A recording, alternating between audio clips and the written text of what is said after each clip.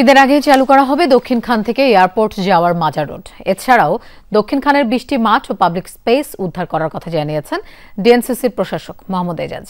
দুপুরে উত্তরখান এলাকায় রাস্তা ও ড্রেনেজের চলমান উন্নয়ন কাজ পরিদর্শন শেষে এসব কথা বলেন তিনি।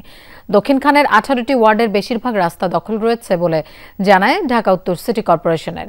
সেগুলো রাজুক ও সিটি কর্পোরেশন যৌথভাবে রোজার মধ্যেই উদ্ধার করার কথা জানান ডিএনসিসির প্রশাসক।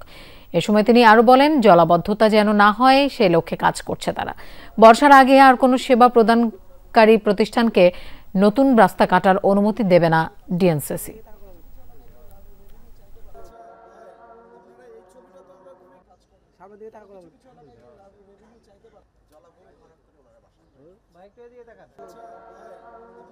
নতুন ঢাকার সাথে এয়ারপোর্টের যে কানেক্টিভিটি এটা করার জন্য আমরা চিন্তা করেছি এবং ড্যাপে এটা বলা হয়েছে এখানে একটা 100 ফিট রোড লাগবে এবং কোথাও কোথাও সর্বনিম্ন হচ্ছে আসলে 72 ফিট রোড লাগবে। তো সুতরাং এই 72 থেকে 100 ফিট করা মানে 4 লেন রাস্তা করার জন্য মাস্টার প্ল্যান অলরেডি রেডি করা হয়েছে।